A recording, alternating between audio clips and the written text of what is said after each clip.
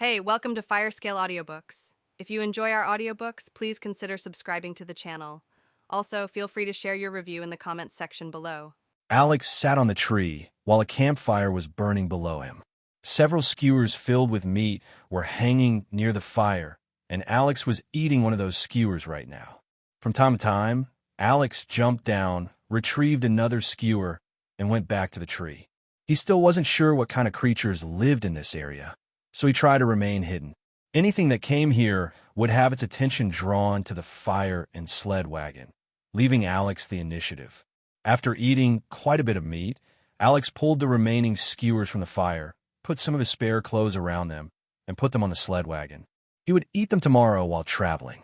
A couple of hours passed, and it was now well into the night. That's when Alex felt something approach. Alex didn't hear or see the approaching creature, but he felt a lot of ice mana moving towards him. Alex slowly stood up from the branch and silently moved to the next tree. A feeling of nervousness appeared in Alex, but he forced himself to remain calm. Judging by the amount of ice mana being displaced, this is probably a creature of the second realm, and it's definitely not in the earlier stages. I can't fight that. After moving 2 trees away from his makeshift camp, Alex closed his eyes to concentrate on feeling the ice mana in the atmosphere. In Alex's mind, he saw a sizable blue ball of ice mana moving towards his old camp. The blue ball of mana was about 2 meters in diameter, which confused Alex a bit. It feels like the creature is about as long as it is wide. It's not as tall as it's wide or long, but it is still quite tall. I wonder what kind of creature that could be. Surprisingly, Alex heard absolutely nothing. The forest was completely silent, which was a scary thought. A creature of such a size should make some sort of noise. Sure, the pest cats were also silent creatures, but they had an affinity for darkness. Alex was pretty certain that the darkness affinity allowed the pest cats to remain silent. Yet, the creature that had just entered Alex's camp obviously had an ice affinity. If I couldn't perceive ice mana, my survival would depend on luck. I would have remained on my branch, and I wouldn't even have noticed it. My survival would have completely hinged on it not seeing me on my branch. According to Alex's perception, the creature stopped before Alex's campfire, and then Alex felt like it had gotten colder.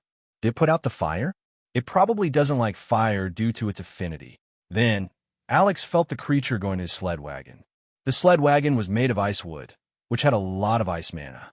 Because of that, the sled wagon was also visible in Alex's perception. I hope it doesn't consume all the ice mana. The creature went to the sled wagon and stopped in front of it for a couple of seconds. After that, the ball symbolizing the creature went over the sled wagon. Alex grew nervous. If that thing consumed all the ice mana in the ice wood, everything would have been for nothing. Luckily, the creature only walked around the sled wagon. It climbed over it, circled it, and stopped beside it. Obviously, it was quite curious about the sled wagon.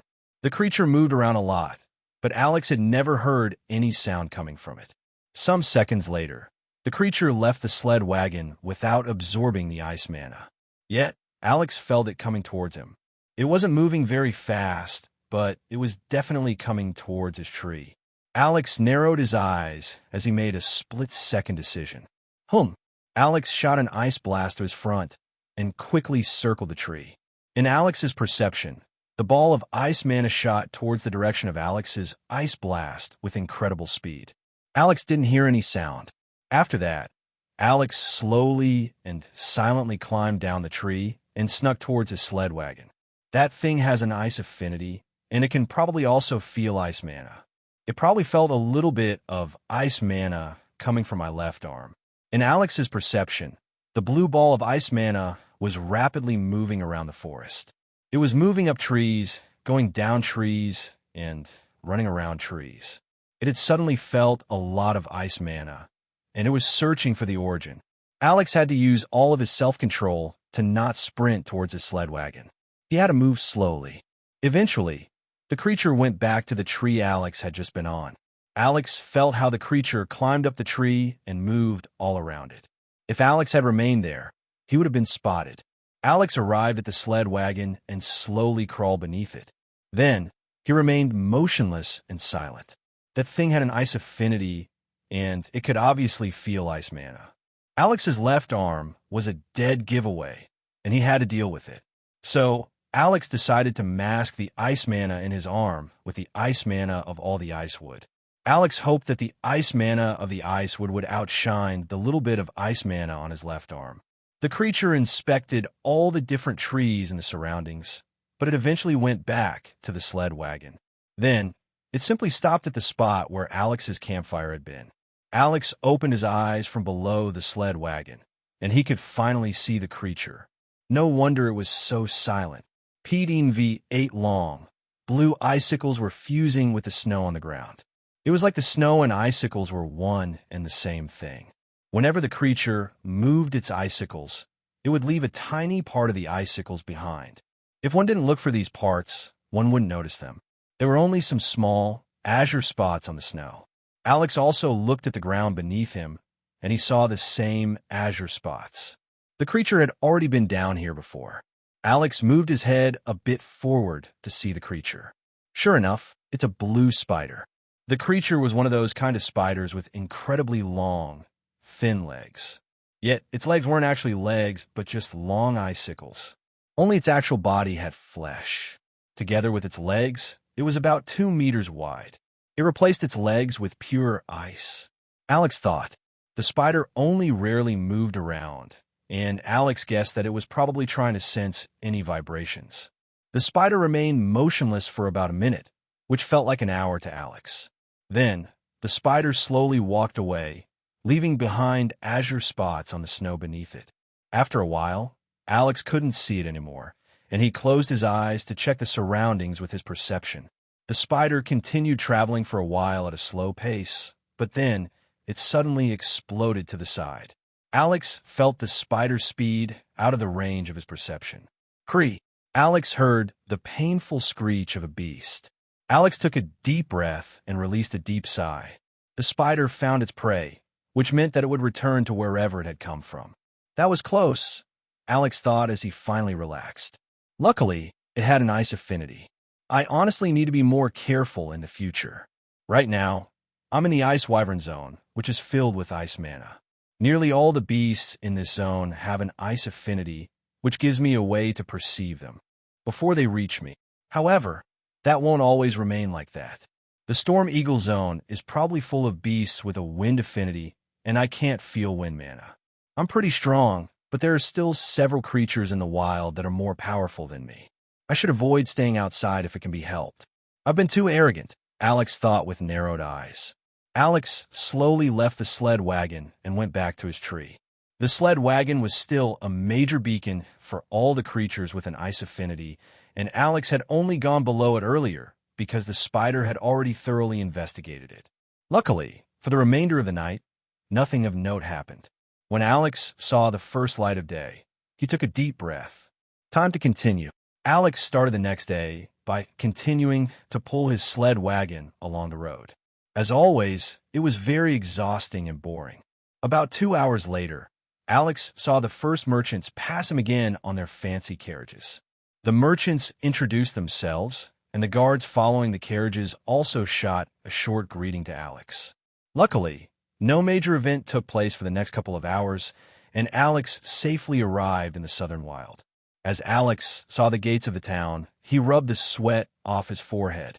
However, Alex quickly stopped as he noticed his own action.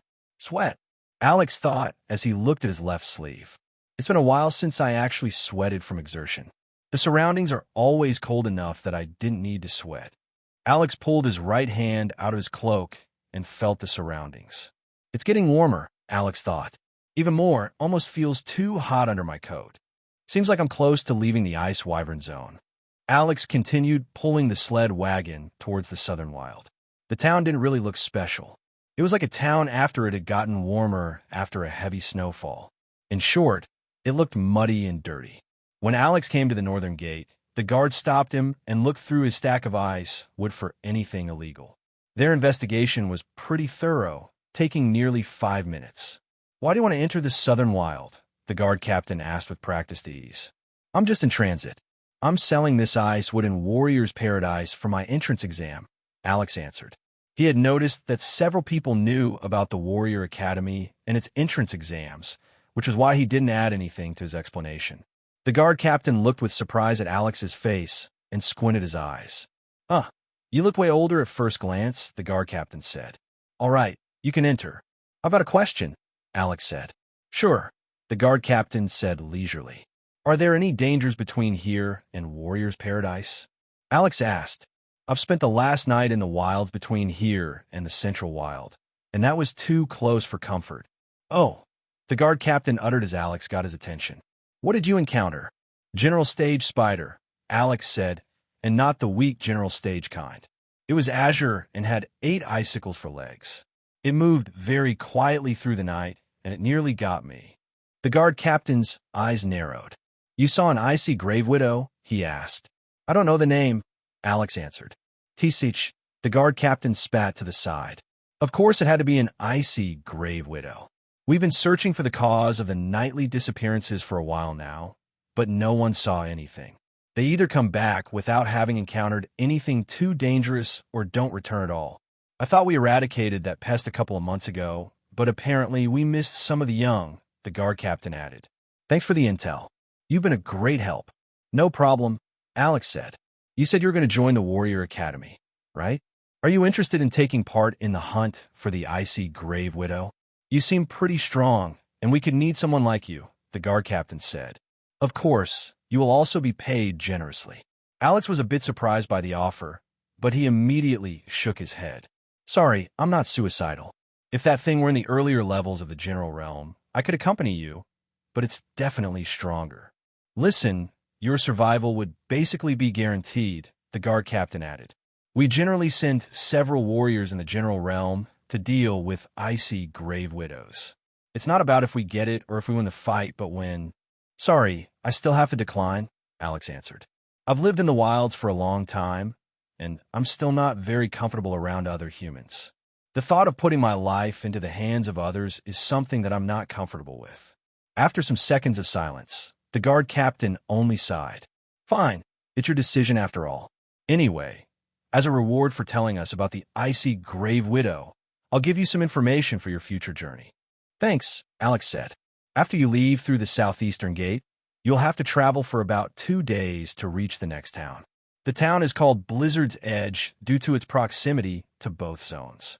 On the path to Blizzard's Edge, you don't really have to be careful of any powerful beasts. The elemental mana is weak in the atmosphere, and beasts don't like that. You will, at most, see some early or middle soldier stage beasts, and those shouldn't be a problem for you, the guard captain explained. Alex nodded. However, the weak presence of beasts makes this place a haven for bandits. There's a known bandit camp located somewhere between here and Blizzard's Edge, but we haven't been able to find the camp yet. Their leader should be a late soldier stage warrior, but he only very rarely robs people himself. He has lackeys for that. The most powerful bandits you have a chance to meet should be a group of 5, led by a middle soldier stage warrior. Alex's eyes narrowed while the guard captain continued. However, you will probably not come across such a group, the guard captain added. The leaders of these squads are experienced, and they would quickly realize that you're not an easy target. The goal of the bandits is to make some easy money, not to fight someone to the death. You're not an easy target, and they will see that with one glance. Attacking you is too risky. So, if you meet any bandits, they will most likely be a group of newbies, and they won't be a danger to someone of your power. Then, the guard captain's eyes narrowed. However, that may be even more dangerous for you than meeting an experienced group of bandits, the guard captain added. Pedine v. Alex lifted an eyebrow. What do you mean? Newbies have a certain aura of inexperience, fear, and nervousness on them, the guard captain explained. To an experienced warrior, they seem more like a group of rascals than bandits. Many warriors can't bring themselves to kill these newbie bandits and will only heavily injure them or scare them. They will most likely also throw some life advice at them. However, people that have become bandits have already fallen to a level of poverty we can't even imagine. All the life advice we can throw at them is useless. They won't accept the life advice someone gives them, but will only get angry at the person. The newbies will then inform their higher-ups about the target, and you will meet with more powerful bandits. Even more, they know about your power now, and the group that will meet you will be comprised of many middle soldier stage warriors. The eyes of the guard captain pierced into Alex. If you meet any bandits, you can't allow them to escape, the guard captain said with severity. If someone tries to rob you, you must kill them. Otherwise, you're playing needlessly with your own life. The danger of this road for you are not beasts or powerful bandits, but your own innocence. I hope you can come to terms with killing some people that you will perceive simply as a bunch of kids. Alex took a deep breath. Killing a bunch of kids? Alex's mind went back to the bandit he had run over on the way to the Central Wild. Alex still felt uncomfortable whenever he thought about that event. However, he hadn't killed them on purpose, and even more, he couldn't even have stopped the sled wagon if he wanted to. They had essentially thrown their own lives away. Yet, this time it would be different. The lives of these newbie bandits would be in his hands. Thank you for the advice. I'll keep it in mind, Alex said. The guard captain nodded. No problem. You can't travel to Blizzard's Edge in one day anyway, which means that you have to camp on the way there. If some bandits decide to strike, it will be in the night. Thanks again, Alex added. The guard captain motioned for Alex to enter the town with his head. Don't make a mistake. It's your life or theirs. Alex nodded again and entered the town. There wasn't anything special in the town, and Alex simply passed through in silence. Several merchants were asking him to buy stuff, but Alex ignored them. A couple minutes later, Alex exited through the southern gate of the Southern Wild. Is it fine if I stay near the walls of the city for the night? Alex asked the guard captain of this gate. I don't have any money to stay in the town, and I don't want to stay 2 nights on the road from here to Blizzard's Edge. The guard captain looked at Alex with a bored expression. Sure, bandits won't dare to come this close to the town. Just don't make too much noise. Alex nodded. Thanks, I won't. The guard captain nodded back and went back to his job. Alex pulled the sled wagon to the side of the road and stretched. Shing! Alex pulled out his sword and started his training. After hours of training, Alex stopped when the sun went past the horizon. Night had arrived, and Alex decided to sleep. Alex had already skipped a night of sleep on the way to the Southern Wild, and he didn't want to feel tired for the journey to Blizzard's Edge. I've traveled quite a bit in the last couple of days, Alex thought. First, I went from Duke Whirlwind's garden to Caldu Village. Then, I went from Caldu Village to the Central Wild, and from the Central Wild to the Southern Wild. Tomorrow, I will start the 2-day journey to Blizzard's Edge. After that, I should be pretty close to Warrior's Paradise. Alex's gaze traveled to the northwest. He couldn't see any big mountains in that direction. I can't even see the plateau anymore. Then, Alex looked at the sled wagon behind him. No wonder people pay a lot for ice wood in Warrior's Paradise. I haven't seen icewood trees ever since exiting Caldu Village, and the journey from Caldu Village to Warrior's Paradise is dangerous and long. Even a carriage pulled by horses will probably take 2 to 3 days to get to Warrior's Paradise from Caldu Village. Even more, the merchants have to hire guards if they want to save on travel time. If they traveled through the night, a carriage would probably only need about 24 hours for the journey, but they would need guards to protect them. Without guards, I think a carriage would leave Caldu Village at dawn and spend the night in the Southern Wild. After that, they would travel to Blizzard's Edge and spend the night there. Lastly, they would probably directly travel to Warrior's Paradise. 1 day of journey with guards, or 3 days without guards. I guess it depends on the goods if it's worth hiring guards or not. Alex's mind wandered to many places as he slowly succumbed to sleep. This night, Alex slept on the ground while leaning his back on the sled wagon. The night passed without any incidents. Alex woke up when it was still dark, but his inner clock told him that dawn would arrive soon. All right, let's go. And thus, another exhausting day of travel started for Alex. P.D. v. Alex pulled the sled wagon for over 12 hours. Tens of carriages had already passed him, and Alex had also seen some camps of people traveling without carriages. It's a feast for bandits. By now, Alex could see no more snow or mud. There were even some trees with actual leaves on them. Alex had almost forgotten what they looked like since he had been around nothing but conifers for months. The temperature was still a bit cold, but it wasn't freezing. If Alex had to put a month to the current weather, he would say March. The winter was at its end, but spring wasn't fully there yet. When night arrived, Alex jumped onto his sled wagon and closed his eyes in meditation. Alex didn't want to train right now, since he had to be in his peak condition for any eventual attacks. The entire day, Alex had felt uncomfortable, and it had only gotten worse the closer night came. Alex wasn't afraid of the bandits, but he was afraid of having to kill some kids. Alex was in the body of a teenager, but he had actually been a young adult in his past life. Many teenagers thought of themselves as adults, but when they actually reached their 20s, they realized the difference between teenagers and actual adults. There was a certain aura of confidence in adults that was nearly impossible for teenagers to emulate. A slight wind blew through the surroundings, and Alex felt the gentle movement of his hair in the wind.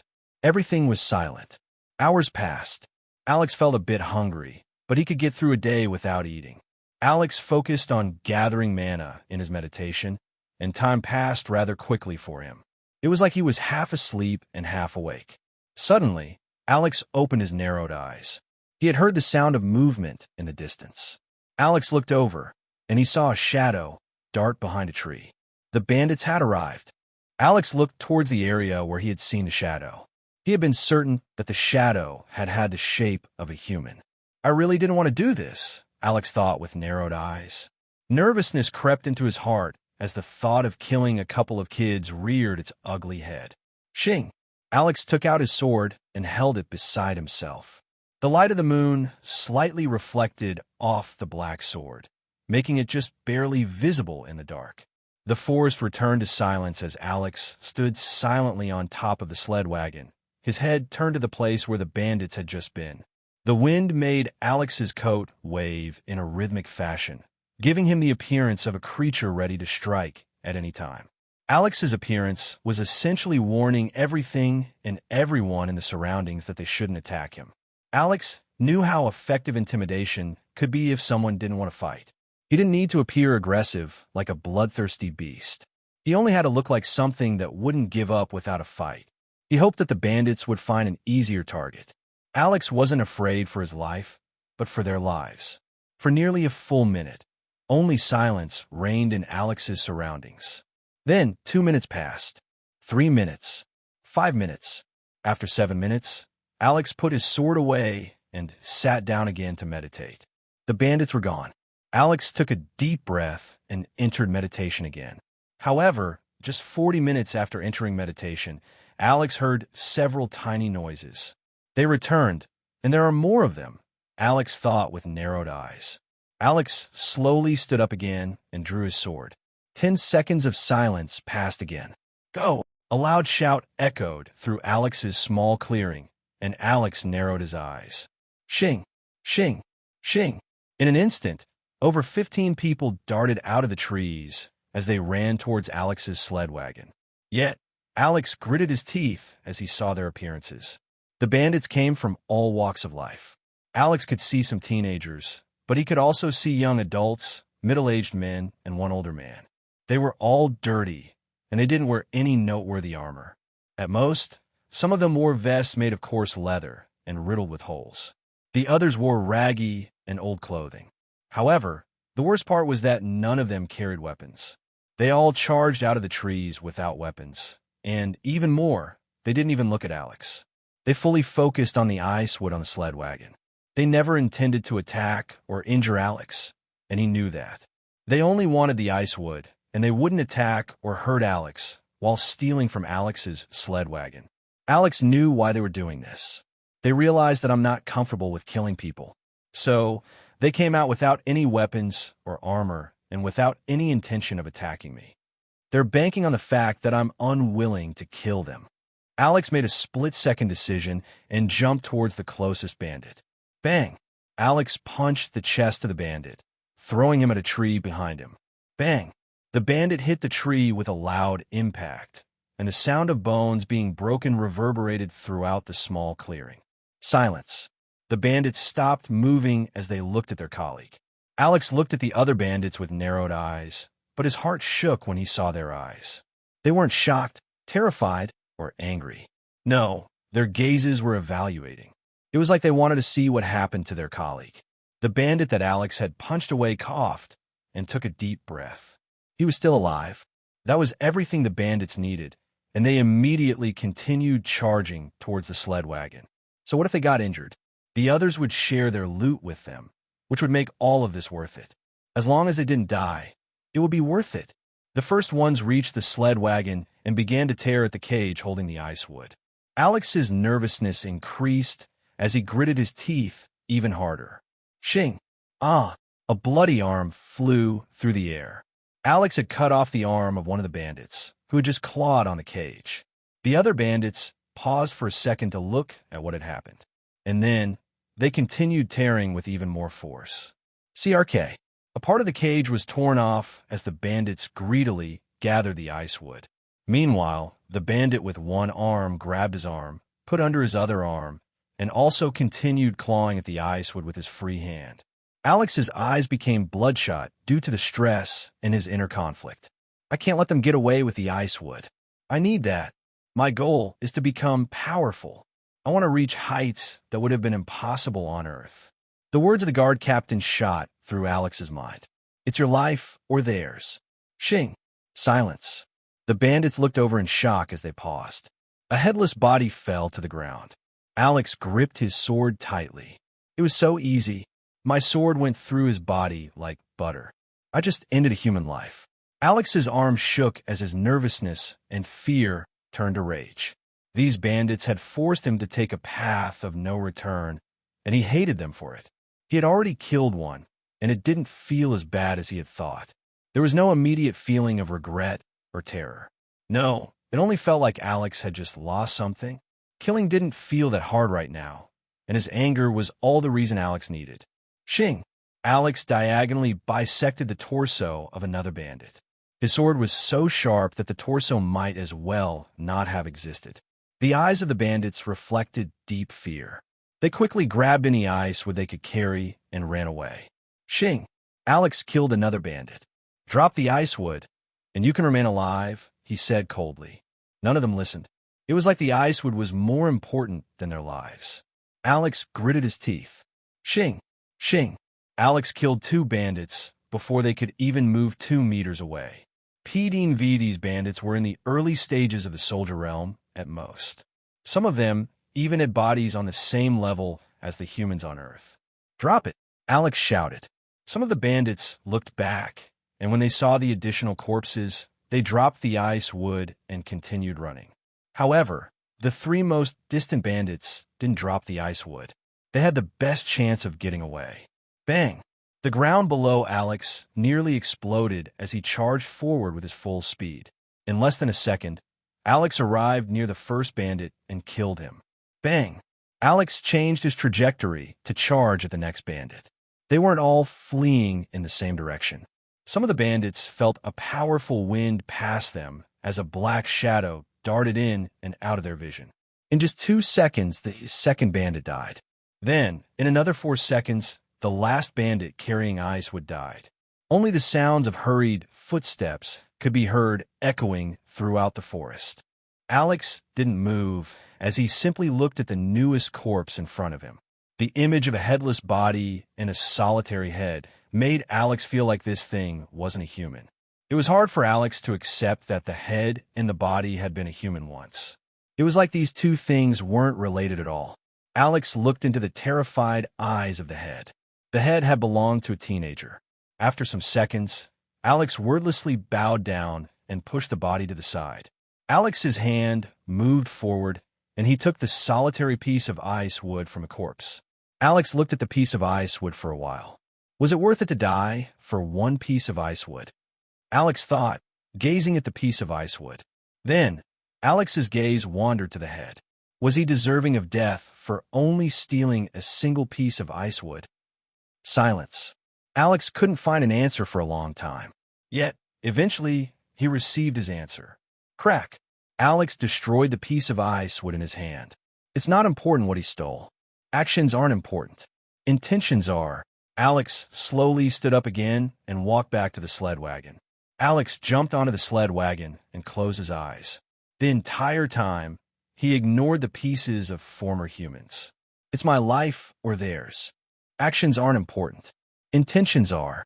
Alex repeated these phrases several times in his head. I have done what I had to do.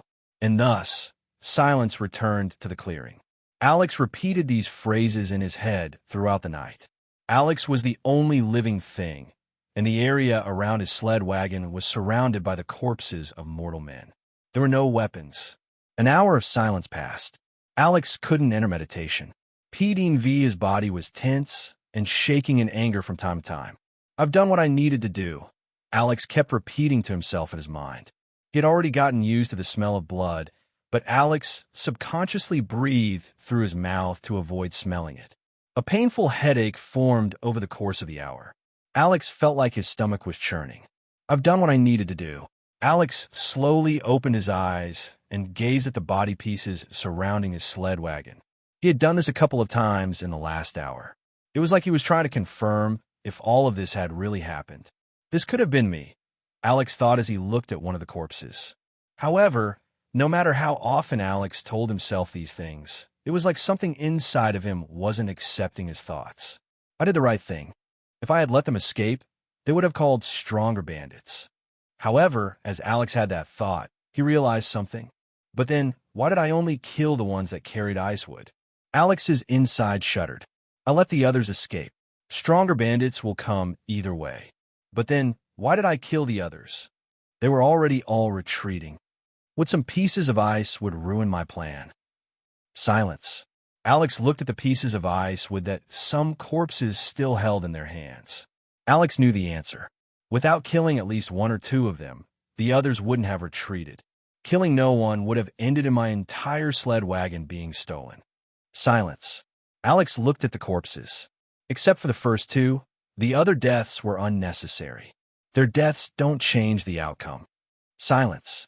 I should have killed all of them, Alex thought after a while. If I had killed all of them, these deaths wouldn't have been worthless. I've forgotten the very lesson I have learned in the wilds. Either go all the way or retreat. I try to have both things.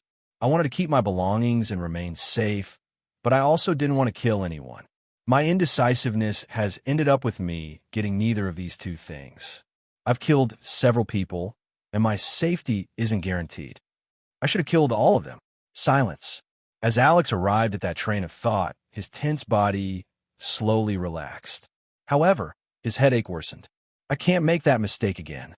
Silence. Suddenly, Alex's eyes shot open with a cold glint as he heard a very silent sound in the distance. Bang! The sled wagon shook as Alex shot into the distance with all of his speed. Wait dash! Shing! Two halves of a body fell to the ground. Alex looked at the corpse with narrowed eyes. Black clothing made of leather, daggers, a crossbow hood. It's a bandit, but a stronger one. I felt a tinge of resistance from my sword. Alex looked at his surroundings warily, but he didn't hear, see, or feel anyone else. A scout. Alex narrowed his eyes. I can't commit the same mistake. Alex slowly pulled his sword back and hid it in his arm behind his cloak. After that, he silently but swiftly moved along the surroundings of his clearing. Alex had stayed in the wild for a long time, and he had become excellent at moving silently. Alex moved around his clearing in a wide circle, never leaving his sled wagon for too long. He had to keep an eye on it. However, Alex didn't find a second bandit, even after searching for over 5 minutes. Eventually, Alex returned to his sled wagon and sat down again. He hoped that the night would be over soon. The time passed in silence for Alex. The only things keeping Alex company were his thoughts. Meanwhile, at a camp a couple of kilometers away, a middle-aged man with an eye patch was glaring at a young man with unkempt, brown hair. He's most likely dead. So what? The man asked with an uncompromising tone. Ryan is our best scout, the young man shouted as he glared at the man. He went through worse things. I'm certain that he's still alive. Then why hasn't he returned yet? The man with the eye patch asked with a solemn voice. I don't know, the young man shouted. However, I'm sure that he's still alive. That's why we have to check up on him. Don't be stupid, the older man snorted. You've been in my camp long enough. You should know how these things go. If he hasn't returned, he either left our group or he's dead. Bandits don't get captured, and there are no powerful beasts around. Additionally, Ryan had no reason to leave us. He's dead. Get it through your head, the man with the eye patch said with a serious tone. The young man's fist shook violently in rage. Then, we have to take revenge. The man with the eye patch sneered at the young man. Revenge? Are you sure you're a real bandit? Since when do we take revenge? We're hoodlums, the man with the eye patch said with a huff. We're criminals. We're traitors. All of us are only here to earn money for one reason or another. We're not a group of friends. We're not a family. We all have our own families, and we all need money. Some of us want it for our starving families, and some of us want it for ourselves. The reasons don't matter. We're only here for the money. That's it, the man with the eye patch finished. The young man gritted his teeth in anger. Then, let's do it for the money. That guy is carrying over a ton of ice wood. Isn't that worth taking a risk? Have your emotions blinded you to rationality? The man with the eye patch asked with a narrowed eye. The beggars tried to rat him, and he killed nearly half of them. That shows that he's not a stranger to killing humans. Then, he killed our best scout, while he only had the job to scout. I know Ryan, and I know that he would have only scouted. He wouldn't have tried anything on his own. He's smarter than that. Yet, Ryan is dead. That means that the perception of our supposed victim is beyond impressive. Additionally, he managed to kill Ryan. Ryan's orders were to retreat at the first sign of danger, and he has plenty of tricks when it comes to running away. Ryan could only have been killed by someone that's far more powerful than him. Such a person can only be in the late soldier stage or the peak soldier stage. Even if we all attack at once, several of us will still die in the fight. And then what? We will have lost a significant chunk of our most experienced members for some ice wood. It's not worth it, the man with the eye patch finished. However, the young man only grew angrier and more frustrated. Fine, he shouted. Then, I'll just do it myself. The man turned around to leave the camp. Poochie. However, his feet stopped as a sword came out of his neck. I can't risk you exposing our location, the man with the eye patch said with determination. Shing. The bandit cut the head off and put his sword away.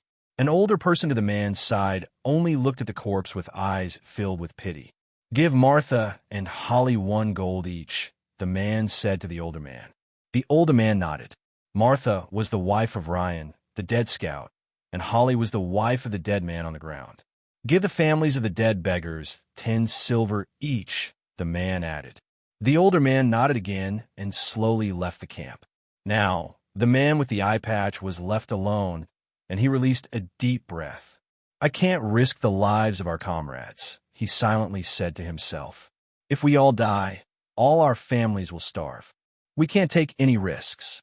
Dawn arrived. Alex's mind was still going wild, even though several hours had already passed. Alex didn't come from this world. He came from Earth. On Earth, murder was not something common. Sure, the news constantly reported about murder, but how many people had actually met someone that knew someone that had been murdered? Alex was currently fighting with himself in his mind. The bandits hadn't stopped, even after Alex had already cut off someone's arm. Was he supposed to just watch? And then what? All his money would be taken away. He had to kill them. They wouldn't stop otherwise. But that created another issue. Alex had killed more people than necessary to stop them. Why? So that the other bandits wouldn't think of him as a pushover. However, he hadn't killed all of them, which made the previous deaths unnecessary in his mind. It was a complex maze of morality. When the first light of the day hit Alex's face, he absent-mindedly jumped down from the sled wagon and looked at his surroundings. The corpses were still there. They had been frozen due to the cold, and nothing had moved in the last couple of hours. It was like no time had passed. However, the change from darkness to light made it appear like a nightmare that had become reality. It was all real. Alex didn't feel much when he saw all the corpses. He wasn't sure what he should feel. He just did whatever he had to do. Alex gathered the remaining ice wood in the surroundings and absent-mindedly repaired the cage as well as he could. It took him some minutes, but he managed to repair the cage somewhat. Alex knew how to make robes and how to create basic structures due to his long time in the wild. Eventually, Alex grabbed the sled wagon and pulled it back to the street. A bit of snow had fallen in the night, but the temperature had already climbed above freezing again. The snow would vanish in the next couple of hours. Without thinking anything, Alex simply pulled the sled wagon forward. All of Alex's actions just happened automatically. A couple hours later, the first carriages passed by Alex again. Nearly all of them had seen the clearing of corpses.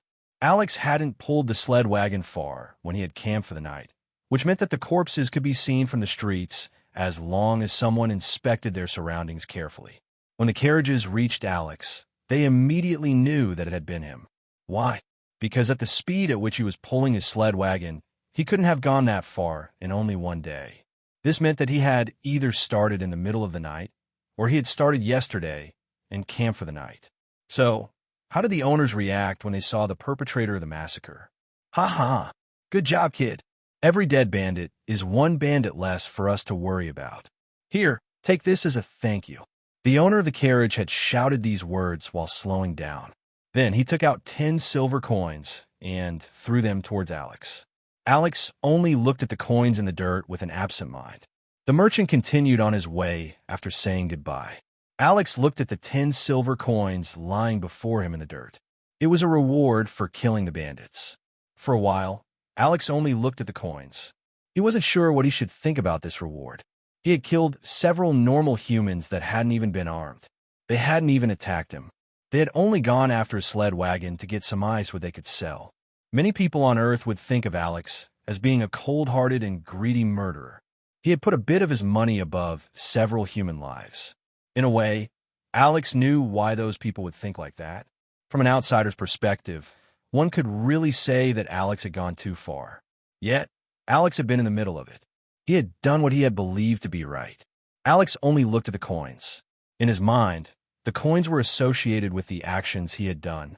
He had killed several unarmed humans, and he was being rewarded for doing that. The dirty silver coins didn't feel very appealing.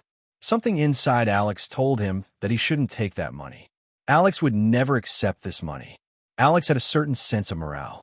However, Alex had died on Earth. Alex wouldn't accept the money. But what about Sean? Alex remembered the time he had gone out to hunt his first pest cat. Back then, Alex had felt like he was leaving his old world behind. He didn't remember the faces of his family anymore. He didn't remember the voices of his family anymore. He wasn't even sure how they would act or what they would think if they could see him right now. It had been so long. After so long of staying alone, he felt like he truly was alone. Did he even have a family? Why did it feel like Alex's family was a stranger's family? It was like they weren't real. Even more, Alex wasn't even sure about his own name anymore. After several times of splitting headaches when Alex tried to remember his own name, he had started to feel aversion towards his old name. Every time he thought about the fact that he still had an old name, he felt frustrated. Every time his old name was about to appear, he would feel pain. Alex knew that the god was the actual reason for all of this, but feelings often didn't follow logic. Even though Alex knew that there was no reason to dislike his old name, his emotions still felt a strong feeling of dislike towards it. One could liken this situation to an abused dog. The owner of the dog would pay someone to abuse the dog every couple of days to train the dog to be wary of certain kinds of people. The owner was the reason for the dog's pain. Yet the person that had been paid would be the full focus of the dog's anger. Of course, humans were more intelligent and more complex than dogs, but to a certain degree, emotions still followed these principles. Alex knew that there was nothing wrong with his name, but he disliked it because he associated it with agony. He didn't want to feel agony. Together with the disconnected feeling towards his old family, Alex felt like there was nothing connecting him to his previous life anymore. He had no family. He had no friends. He didn't even like Earth. Everyone just worked day in and day out. For what? To become old? And when they were old, what then? They would only do what they wanted until they eventually died. And then? Then, they would be slowly forgotten. Over the course of time, no one would remember them. They were born, did their work, had their children, and died. What's the point of all of this? However, in this world, Alex could reach true power. Even though Alex had gone through more pain in this world than in the other world, he still preferred this world over Earth. After some minutes, Alex slowly stepped forward. And then, Shang scooped up the coins. It was money, and he needed money.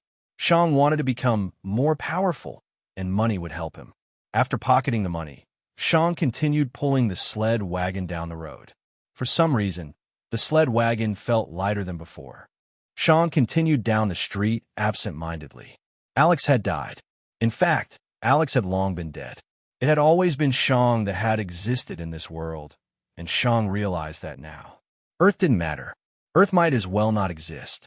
Earth might as well be a fantasy. There were memories of a time that had never happened. It was nothing. Shang wasn't sure what he was thinking about while he was pulling the sled wagon for several hours. He only knew that he was thinking, but not what. Shang continued pulling the sled wagon, and it felt easier than before. It was like a conflict inside him had vanished. Going forward had become easier. Shang's mind went back to the events from last night a couple times, but the emotions associated with the event became duller and more distant. These things had only happened last night, but Shang felt like they had happened an eternity ago. More merchants passed by Shang, and they all praised him for his actions. However, they didn't throw money at Shang like the first merchant. They were only happy that there were fewer bandits now. Shang only looked at the merchants with a distracted expression and only muttered a quiet thanks for their words. Some of the merchants wanted to start a conversation, but Shang always only gave one-word answers, which essentially made it impossible for a proper conversation to occur. After a day of pulling, Shang arrived at his destination. Blizzard's Edge. The town was on top of a sizable hill, and it took up the entirety of it. This town was definitely bigger than the Southern Wild. Shang guessed that it was probably several kilometers wide, judging for what he was seeing. By now, the weather had also changed. A moderately strong wind went across the land. It wasn't freezing, but only a bit chilly. The ice mana in the surroundings had severely dipped in concentration, and a lot of wind mana had replaced it. PDV. I'm at the border between the Ice Wyvern Zone and the Storm Eagle Zone, Shang thought. Shang also saw something else of interest. A huge tower was in the middle of the town. It was still several kilometers away from Shang, but he could still see it due to its sheer size. It was probably several hundred meters tall and over 100 meters wide. On top of it, Shang could see several floating crystals of different colors. The crystals had different shades of blue and green. Shang wasn't sure, but he believed he had also seen some humans standing near these crystals. Mages, huh? Shang thought. The god had told Shang that his world was filled with mages, but Shang hadn't seen many up to now. He had only seen Duke Whirlwind, the elder from the village, and a couple of earth mages in the Central Wild. That was it. But now, he was seeing the power of the mages firsthand. This tower was humongous and imposing. Additionally, Shang could feel that a lot of ice mana was floating around tower. Sadly, Shang wasn't sure if the tower was absorbing the ice mana or giving it off. Your first time, huh? Shang looked over at one of the guards, who looked at him with a smirk from the gates. Shang nodded. I knew it. Everyone always looks at the mana ostrum when they first come here, the guard said with a smirk. Mana ostrum? Shang asked as he looked at the tower again. What does it do? It absorbs and distills elemental mana, the guard explained. That elemental mana is then used for research purposes. I'm not sure what they're researching, but a lot of actual mages come and go from the mana ostrum. By the way, with actual mages, I mean mages in the third realm. Mages in the first realm are only apprentices, and the ones in the second realm are only adepts. Only a mage that reached the third realm can truly be called a mage.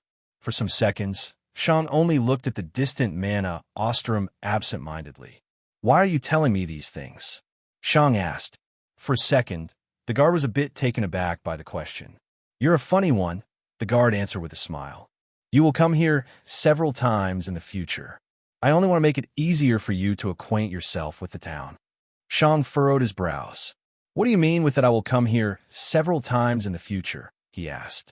This confused the guard, and he raised an eyebrow. Aren't you the new icewood delivery guy? He said, gesturing towards the sled wagon full of icewood. Shang shook his head. No, I'm on my way to Warrior's Paradise. All of this ice wood is for paying for my entrance exam for the academy. The guard became even more surprised, but then his expression became more serious. Where did you get all this ice wood from? The guard asked. What does it have to do with you? Shang asked back with an even voice. A lot, the guard said as he put his right hand to the wall behind him. Knock, knock, knock. The guard knocked at the wall 3 times in a certain rhythm, and a couple of other guards appeared on top of the walls, crossbows in their hands. They weren't targeting Shang with their crossbows, but they were showing him that they were ready for whatever he wanted to do. We have a business relationship with Kaldu village, the guard explained, and we can't allow anyone to endanger it. Shang frowned. What? So I'm not allowed to sell ice wood? He asked. You can, but that's not the point, the guard answered as he came closer. The origin of your ice wood is the problem. So, where did that ice wood come from? Shang looked at the guard and all the guards on the wall. From Kaldu village, Shang answered. And how did you acquire it? The guard asked. I dealt with a peak frozen lake stag that was consuming all the ice mana in the ice wood trees. This sled wagon of ice wood is my reward, Shang explained. The guard narrowed his eyes, but his expression didn't change for the reason one would assume. In fact, the guard had become less suspicious of Shang. Why? Because Kaldu village wasn't allowed to sell their ice wood to anyone without consulting a representative from Blizzard's Edge first. If Shang had said that he had bought this ice wood, the guards would know that he had stolen that. However, he said that it was payment for service. That wasn't against the rules. We'll have to verify your story, the guard said. For now, we would like to ask you to follow us into the town. How long will this take? Shang asked with furrowed brows. About 4 hours, the guard said. 4 hours? Shang asked with genuine surprise. So fast? How? We'll tell you when the source of your ice wood has been confirmed, the guard said. For now, don't do anything reckless. Step away from the sled wagon and come closer to the gate. You don't have to worry. Everything will go down according to policy. Shang looked at the guard with narrowed eyes, and many thoughts immediately went through his mind. First of all, the guard wore a slightly different armor from the others, which meant that he had a higher standing. Second, the guard had easily called the others on the wall. Third, he felt quite powerful. However, he didn't feel too powerful. Shang had seen physical fighters in the second realm, but the guard didn't feel like he was in the second realm, which meant he was probably in the first realm, the soldier stage. Shang had seen the leading officer of the Central Wild, and that officer had been in the second realm, the general stage. Was Blizzard's Edge weaker than the Central Wild? Probably not. Just based on the gigantic mana Ostrom, this town was probably even more important than the Central Wild. So what did that make this guard? He was probably a sergeant or something akin to a supervisor. He wasn't actually the true person in charge. I won't enter the town, Shang said with narrowed eyes. The guard in front of Shang only huffed. You don't have a choice, he said. I do, Shang answered. I have the choice to remain outside. You have several crossbows pointed at me, and I can't flee. There should also be several more powerful soldiers in the town. Right now, it doesn't matter where I am. I can't flee anyway. You're right, the guard said with narrowed eyes. So, obediently enter the town. You said that you can't flee anyway. I want to stay out here, Shang said. The guard raised his right hand, and the guards on the wall pointed their crossbows at Shang. You don't have a choice. The atmosphere became tenser. Some carriages had already arrived, but when they saw the guards with their drawn crossbows, they decided to stop. They didn't want to get involved. I will stay out here, Shang answered slowly. The guard's eyes narrowed. At this moment, it's not even clear if I am some sort of thief or not. I know I am innocent, and I don't need your approval for that. Are you willing to risk a battle for such an uncertainty? Shang slowly asked. The guard only looked at Shang with narrowed eyes. If you don't comply, we don't need to investigate the source of the ice wood. Your resistance proves that your method of procuring the ice wood wasn't legal, the guard answered. When Shang heard that, a glimmer of light appeared in his eyes. Why are you threatening me with not investigating the issue? Shang asked. If you are so convinced of my guilt, what would even be the point of threatening me with not investigating this issue? Unless you think that I will be proven innocent. However, if that's the case, why would you want me inside the town that badly? Are you intending to do something that you shouldn't do? Preposterous, the guard shouted in rage. I am a law-abiding soldier, and a mere thief is not allowed to question my sense of justice. Then why do you want me inside the town so badly? Shang asked. It's standard protocol, the guard immediately answered with gritted teeth. Suspicious individuals have to be taken into custody. I am in custody right now, Shang answered. I can't possibly escape. We are both in agreement about this fact. So, what's the issue with remaining here? A tense silence arrived. Shang was looking at the leading guard, while the leading guard glared at Shang. Several seconds passed. Clank. Shang and the guard glanced at the wall when they heard the sound of armored footsteps. One of the guards on the wall had retrieved his crossbow and vanished behind the wall. However, the others remained without moving and kept targeting Shang. When the leading guard saw the leaving guard on the wall, he gritted his teeth violently. Fine, he said with annoyance. We can wait here. Hope you're happy. The guard slowly lowered his right arm, and the other guards put their crossbows away. Why had the leading guard suddenly relented? It was because of the leaving guard on the wall. The normal guards were not allowed to leave their posts without being dismissed, except for one reason. They could leave their posts if they were about to report to someone of higher rank than the person they were currently under. The leaving guard found all of this to be quite suspicious, and he decided to report to the actual officer about what was going on here. The leading guard knew what had happened as soon as he saw the leaving guard. He had some freedom in how to deal with prisoners, and he had made quite some money with some underhanded means. But if these actions came to light, he would be severely punished. As soon as the guard on the wall had left, the leading guard knew that this opportunity to make some money had forever left. P. Dean V. Shang relaxed. Thanks, he said evenly. Shang had expected that the guard would do something underhanded, which was why he had been so adamant about not leaving. He had decided to gamble. On what? On the leading guard actually being smart. Why smart? Because if the leading guard had ordered to attack someone who wasn't actively resisting and whose guilt wasn't even conclusive, he would have gotten into a lot of trouble. If Shang had initialized the confrontation, the leading guard could have ordered an attack without any issues. However, Shang had only stood there and calmly argued. Of course, if Shang had been weaker, the leading guard could have simply knocked him out and taken him with him. Sadly, Shang had felt quite powerful to the leading guard. On top of that, Shang had claimed that he had killed a peak frozen lake stag. Knocking out a normal human and taking them into custody was not considered a confrontation. A confrontation only counted as a confrontation if the other side could damage the resources of the guards. In short, Shang could maybe injure or kill some guards before dying himself. However, that was already too dangerous. As soon as an actual conflict broke out, the higher-ups would get involved and investigate what had happened. After all, several guards would have been injured or killed, and they had to find out why that happened so that the same thing wouldn't happen again in the future. When that happened, the higher-ups would investigate Shang's background and his claims. Then, if they found out that he was innocent, they would immediately become suspicious. Why would an innocent individual attack the guards of a town? He hadn't done anything wrong, and attacking a force far more powerful than himself for no reason made no sense. This would mean that something fishy had been going on. Even if all the guards lied perfectly to hide the issue, the higher-ups would still remain extremely suspicious of them. The leading guard had known all of this. He might be greedy, but he wasn't an idiot. And that's what Shang had been gambling on.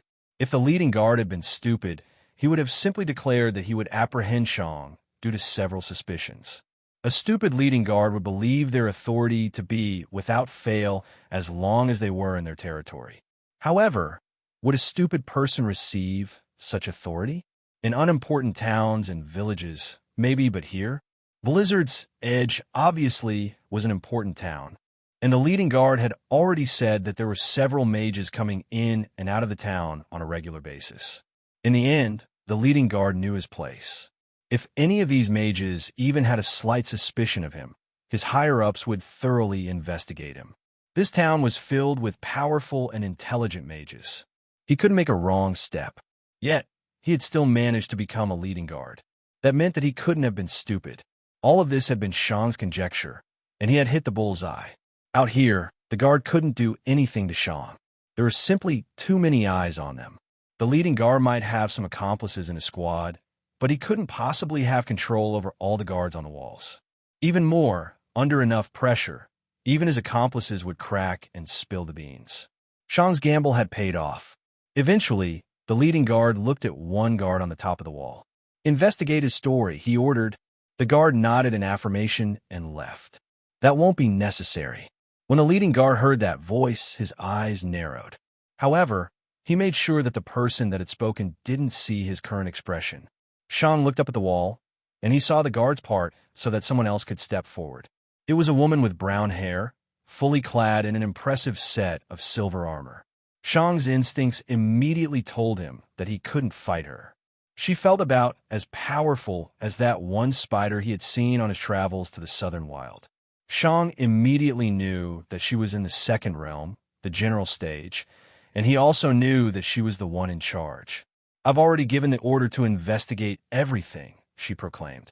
It will only take around 2 hours. When Shang heard that it would only take 2 hours, his suspicion towards the leading guard increased even more. The leading guard turned to the officer and saluted with a professional expression. "Thank you, my lady," he said. The officer looked at the leading guard with a suspicious expression. "Why haven't you given the order earlier?" she asked.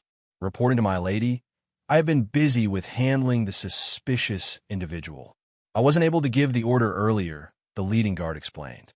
PDV, the officer only looked at the leading guard with a suspicious expression. "It has recently come to my attention that your living conditions are quite ostentatious for someone of your position," she commented. "My lady, I have already informed the Treasury investigators about the sizable farm my brother owns. The Treasury Department has already verified all the gold he has sent me and its origins. Additionally, my lady, I would humbly request that you don't bring up my personal life in front of my squad," the leading guard added. The officer narrowed her eyes. "I will keep that in mind," she said. Shang immediately noticed some things. First of all, the officer was rather young. She was probably in her early 20s. Second of all, she didn't hide her suspicion and hostility while talking to the leading guard. Third, the leading guard had correctly highlighted the issue of talking about this in public. Superiors were not supposed to humiliate their staff in front of others. With these clues, Shang got the picture. The officer knew that the leading guard was doing underhanded business, and she wanted to punish him for it. However, the leading guard was perfectly covering his tracks, not leaving any opening, which frustrated the officer. Due to her inexperience, her frustration got the better of her, and she wanted to punish the leading guard via a different method. However, the leading guard managed to turn things around to make her lose face in front of all her soldiers. Shang also knew how the leading guard managed to explain his wealth. He's money laundering, Shang thought. He has a rich brother? Maybe, but what brother continually showers their sibling with so much wealth when the sibling already is quite a well-paying position? He's probably exchanging the ill-gotten gains via a middleman with his brother, who then gifts the guard with gold. The higher-ups probably already know, but there are so many merchants traveling through this town that it's nearly impossible to investigate all of them. No wonder she's so frustrated, Shang thought. "I would like to file an official complaint," Shang shouted from below the wall. The officer looked at Shang with interested eyes. "What's your complaint?" she asked. "This guard has ordered his colleagues to point their crossbows at me without a justified reason.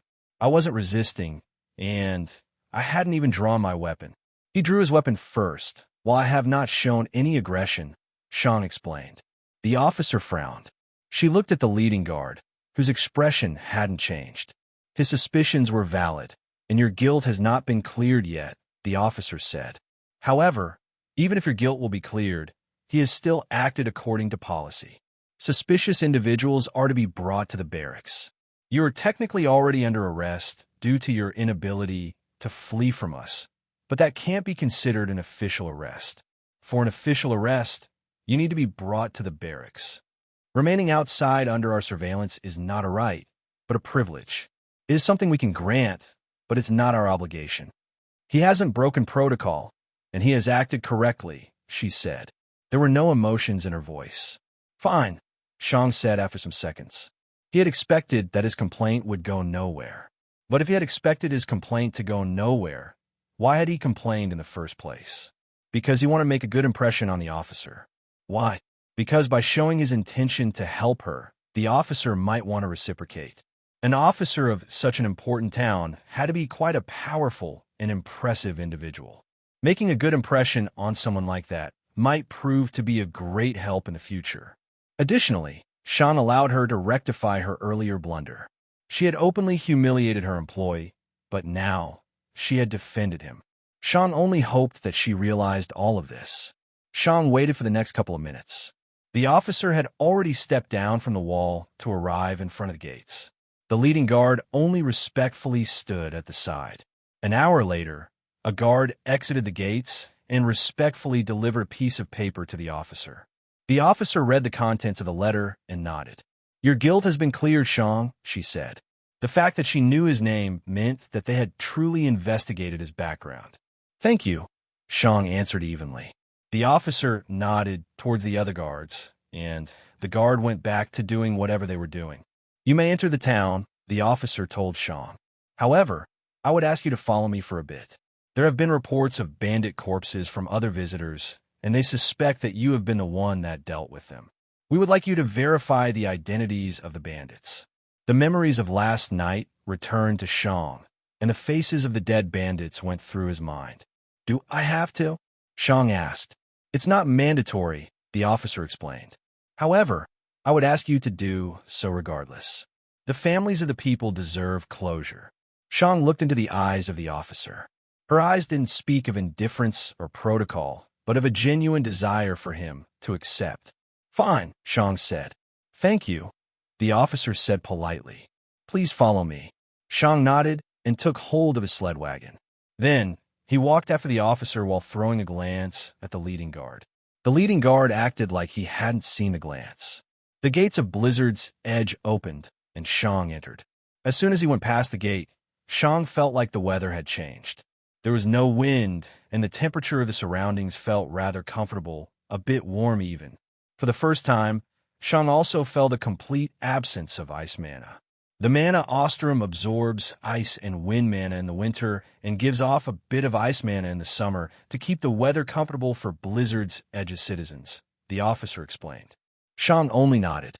For some reason, he wasn't in the mood to talk. Sean didn't know the reason. Maybe he still had some misgivings about his actions from last night, and the thought that he had to talk about last night again made him nervous? He wasn't sure. The town was surprisingly quiet. Sean had expected the town to be louder, but there actually weren't many merchants on the streets. In fact, there weren't even any stalls. There were only shops. "These are the barracks," the officer said after walking for a while. "You can put your sled wagon onto that spot there. Don't worry, no one is allowed to go there without the supervision of the goods owner." Sean nodded and pulled his sled wagon to the side. After that, he let go and followed the officer into the barracks. They passed through a couple of hallways. The officer opened the door to a meeting room, and the two of them entered. Then, they sat down opposite of each other at the table in the middle of the room. The officer looked at Sean with a serious expression. "I've realized your intentions and what you were trying to do," she said with a calm voice.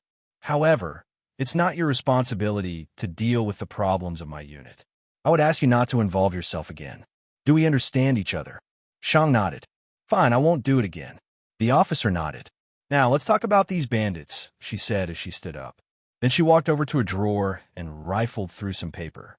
Eventually, she came back with a stack of papers. She moved the stack of papers towards Sean, and Sean looked at the piece of paper on the top. It featured a drawn face of a young person. At the bottom of the piece of paper were unrecognizable symbols, but for some reason, Sean immediately knew what they meant. Missing. These were posters of missing people, and the poster of the first missing person was one Sean recognized. It was one of the men he had killed the night prior. Sean looked at the first poster. He recognized the person in it. It was one of the bandits that he had killed. Why did he have a missing poster? Wasn't he supposed to be a bandit? The officer noticed that Sean hadn't said anything in several seconds. The local bandits mainly get their recruits from the beggars and rebellious children, the officer explained. People that have stepped onto the path to power are not lacking money, which is why a lot of them don't need to become bandits. Of course, there are still some that enjoy that lifestyle of freedom and doing whatever they want, but most of them don't want to deal with being hunted by society. However, the normal people often need money for multiple reasons. Some need to take care of their family. Some want to take care of their friends. Some need money to survive themselves. Others don't care about the money, but want to do something else other than overtaking their family's business, shop, farm, or whatever. Some of them only want adventure. However, they all will run into the problem of money and power again. When you have power, making money is easy. When you don't have power, making money is difficult. However, to make money, you either need to be outstanding in a specific field or power, and to become powerful, you need money. You need medicine, tutoring, equipment, supplements, and many other things to become significantly more powerful than the average person. Most people can't step onto the path of power due to their minuscule finances. That's where the bandits come into play. They scout out these troubled individuals and entice them with resources. That's how they get their recruits. Of course, the bandits aren't directly handing them the resources to become powerful. What they do is to give them an opportunity to make big money, which would, in turn, allow them to start their journey to power. Nearly all recruits start with rat raids. That's when a group of normal people charges at something valuable and bank on the possibility that the owner of these things doesn't have the conviction to kill a bunch of unarmored, normal humans. These raids are called rat raids because, like rats, the group mindlessly charges forward to gorge themselves on wealth. They know that some of them will die, and they will most certainly get injured, but they are betting on the possibility that they won't be the ones that will get killed. After they plunder the valuables, the new recruits will give them to the bandits, who, in turn, will teach the recruits about training and how to become more powerful. They are also willing to trade in supplements and medicine for outstanding contributions. The officer leaned forward and put her right index finger on the top missing poster. Most of these missing people should be recruits for the bandits, she said slowly as she looked in Shang's eyes. The bandits forced them to abandon their old life for fear of someone leaking out their camps and locations. They can't allow any of these recruits to come into contact with their loved ones. They're only allowed to return when they have proven themselves. Most of them will never reach that stage. The officer leaned back again. That's why I need you to identify them. Some of them are genuinely missing, and some of them are recruits. According to what I've heard, some of them have already died on your hands, and that's fine. Killing bandits is a good deed, even if they are unarmed. Killing the recruits of the bandits is like killing off the offspring of pest cats. They might not be a danger now, but they will become a danger in the future with certainty. So, please, tell me who you recognize, the officer said as she finished her explanation. The officer's words entered Shang's mind. She had said a lot, but Shang didn't agree with everything. Shang didn't agree that one needed money to start their journey to power. Shang didn't have any money. Sure, he had received some things from the god, but the only thing of value had been his weapon. If other humans wanted to become powerful without any money, they could just get some wood and some stones. With that, they could easily make some spears, which they could use to hunt animals like boars or wolves.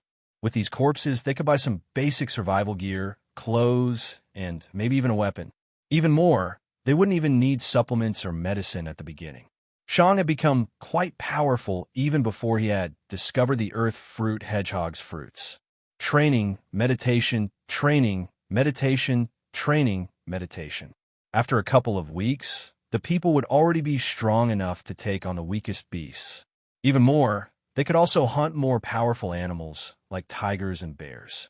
The officer had said these words to explain the way the bandits worked to Shang. She wanted to tell him two things. First, he shouldn't feel guilty for killing them. Second, they were still humans, and they still had families. They had their reasons to become bandits. However, the officer only accomplished the first thing. Shang had seen an easier alternative to power, and one that was less morally ambiguous. These people had had the opportunity to choose that path, yet they didn't.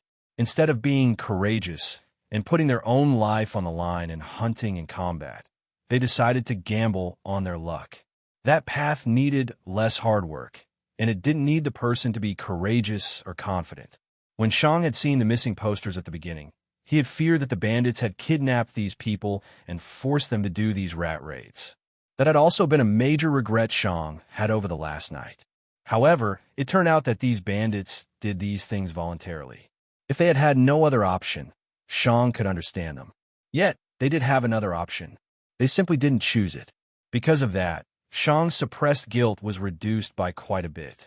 The officer saw that Shang seemed to have relaxed, and she released a quiet sigh. It seemed like her words had been effective. Shang looked at the first missing poster and put it to the side. Dead, he said. The officer took out a pen and a piece of paper to write down what Shang had said. What did he do? How did you act? She asked. With some others, broke the cage on my sled wagon. He was one of the ones that ran with my ice wood, and I killed him by diagonally bisecting his torso, Shang said emotionlessly. The officer nodded. That was the right choice. Even if he was already running, his fate will deter others from doing the same thing again. Shang looked at the next poster. Don't know her, he said as he put it to the other side. Don't know him. Bandit, but he escaped.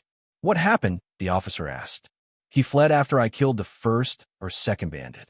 He had fled before he could steal any of my ice wood, which was why I spared him, Shang said. The officer nodded and hid a smile. He isn't that cold-blooded after all, she thought. Shang went over nearly 100 missing posters, and whenever he came to someone he recognized, he narrated his encounter with them. By the end, over half an hour had passed, and the officer put the missing posters away in different stacks. Thank you for your cooperation, she said. P. Dean V. Shang nodded. Was that all? He asked. A conflicted expression appeared on the officer's face. Not entirely, she said. What else do you need?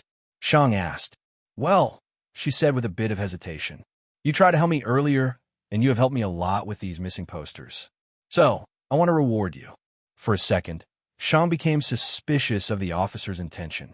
He wasn't suspecting her of wanting to hurt him, but of flirting with him. Shang had been with a couple of women on his life on Earth, and he wasn't a stranger to romance. Shang looked into her eyes, but he didn't see any embarrassment, shyness, or interest. Her posture was straight, and she didn't show any nervous mannerisms. Shang realized that she hesitated with these words not because of him, but because of her position. She was probably about to do something that was not normal for someone in her position. I'm listening, Shang said. You want to sell your ice wood to earn enough money to enter the Warriors Academy, correct? The officer asked. Shang nodded. That's my intention. You don't want to wait for the yearly exams, right? That's right. You do know that you need 5 gold for the exam. I know. From what I've heard, the ice wood I have should be enough.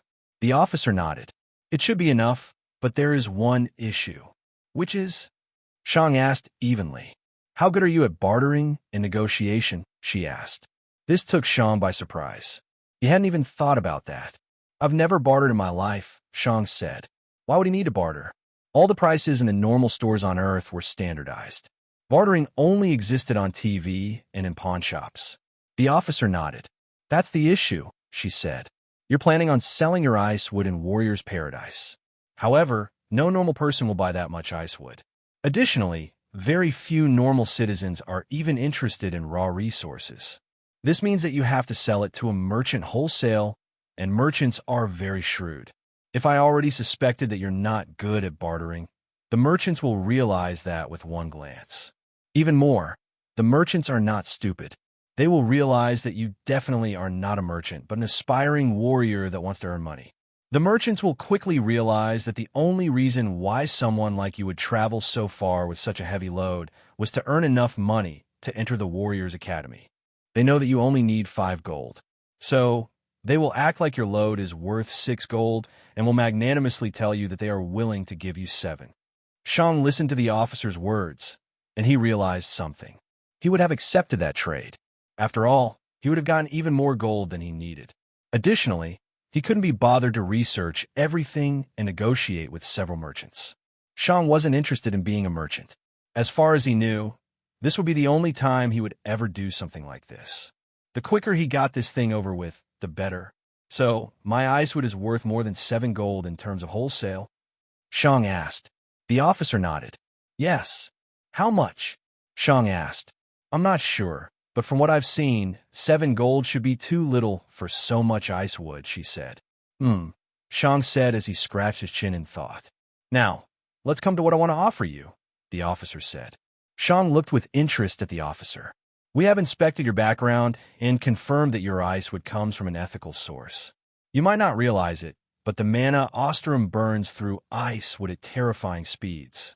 That's also the reason why we monopolize Kaldu Village's ice wood. But even that's not enough. The mages in the Mana Ostrom need even more ice wood, and they're buying it from the surrounding towns. However, the prices in these towns are much higher than the shipments we get from Kaldu Village. In short, the Mana Ostrom can never have enough ice wood.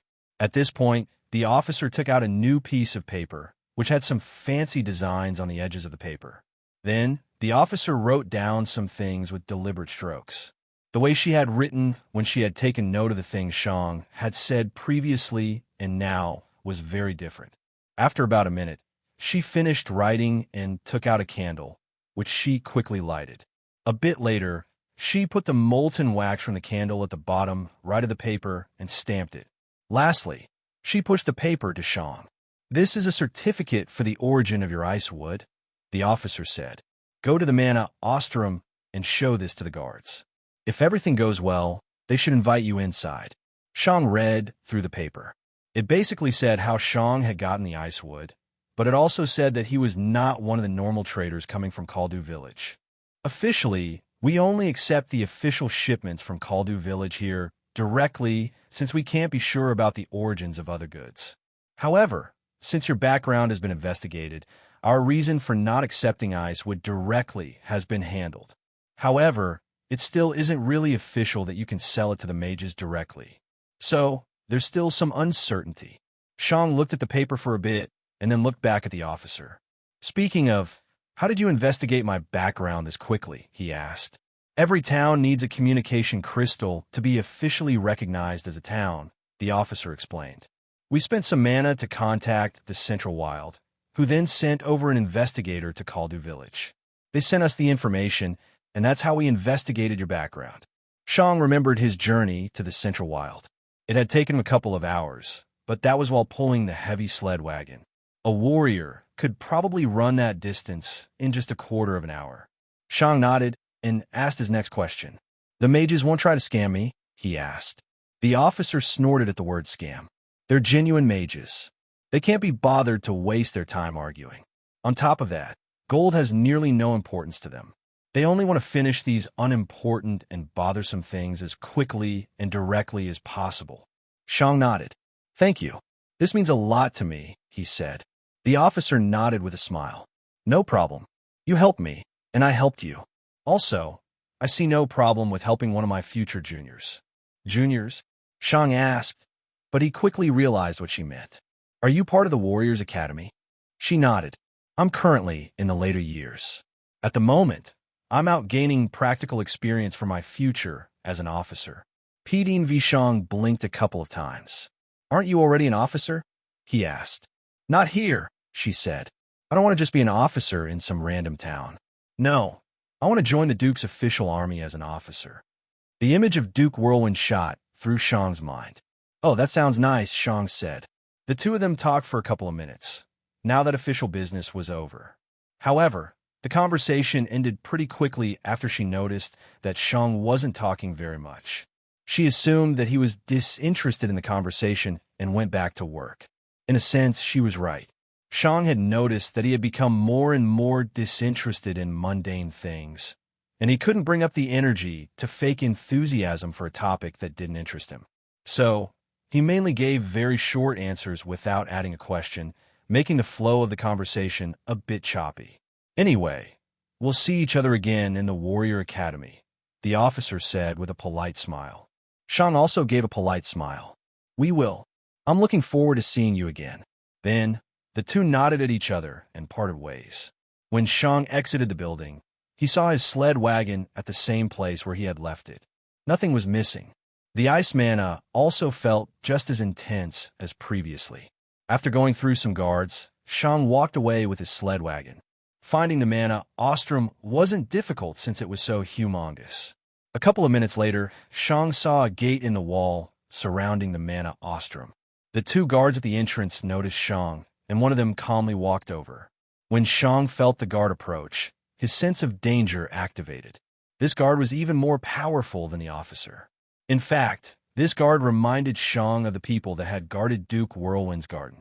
Yet, this guard didn't wear any fancy armor, which meant that he was only a normal soldier. This meant that the guard was probably a soldier in the Duke's actual army. "We didn't expect an Icewood delivery so soon," the guard commented. "I'm not an official trader of Caldu village, but I have a document that should answer all your questions," Shang said as he handed over the document the officer had given him. The guard furrowed his brows, but took the document and read through it. After reading it, he looked to the side and scratched his chin in thought. The guard seemed to be thinking about how to proceed with this request. Normally, it was forbidden for them to accept any unofficial Icewood deliveries, but that was because of the possibility that it might have been unethically sourced. However, the guards now had a certificate in front of them that showed that this delivery came from an official source. Yet it was still forbidden. After a bit of thinking, the guard waved the other guard over. The other guard looked at the first guard with a lifted eyebrow and walked over. The first guard handed the piece of paper to the second guard, and the second guard read it. After a bit of thinking, the second guard just shrugged. "It's official, right? On top of that, it's probably cheaper than the Icewood from the towns. I say let Cindy decide," he said. The first guard scratched his chin for a bit longer, but nodded in the end. "Sure, why not?" Then, he turned to Shang and motioned for him to follow. "We'll let you through, but the final decision is still up to the manager," he said. Shang nodded. "Thanks. No problem. We're only doing our job," the guard said. The guards pushed the gate open, and Shang walked through it while pulling his sled wagon along with him. "Where should I go?" he asked. "Through the main entrance. The reception isn't always manned, so you might need to wait for a bit. Just wait in the big, empty hall until someone comes to receive you." P. Dean V. Shang nodded again and pulled the sled wagon towards the Manor Ostrom. Bang! The heavy gates closed behind Shang, and he was a bit surprised that the guards didn't follow him. However, that thought was quickly thrown out of the window. There are several real mages in this building. Security isn't an issue, Shang thought. Shang went through the entrance of the Manor Ostrom and saw quite a big hall. It was probably over 20 meters long and just as wide. There were also several doors and gates of different sizes. Shang looked around, and sure enough, there was no one here. So, Shang just waited at the side of the hall. Silence. No one arrived. Shang just continued waiting. Creak. One of the doors opened, and Shang looked over. An old man with blue hair that was slowly transforming into gray hair walked through the door. When Shang saw the person, he immediately felt the whirlpool of ice mana swirling around the person. This was obviously one of the mages.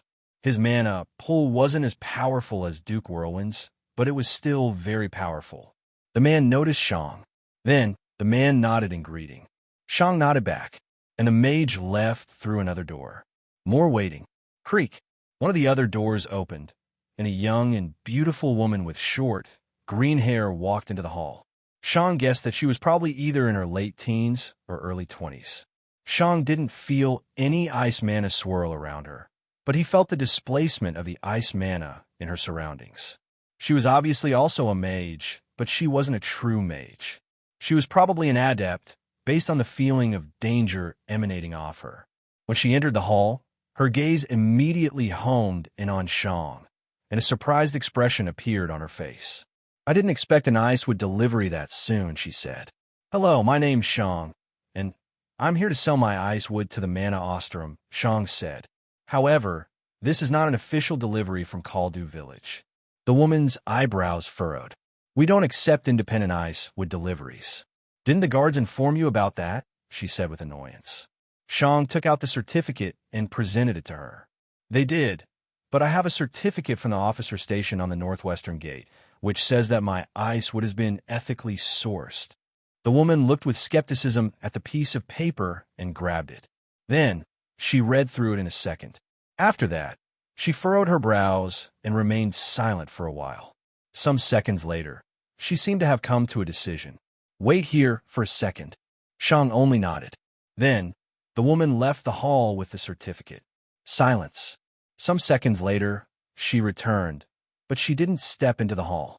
"We'll accept your Icewood," she said. "Please follow me with your Icewood."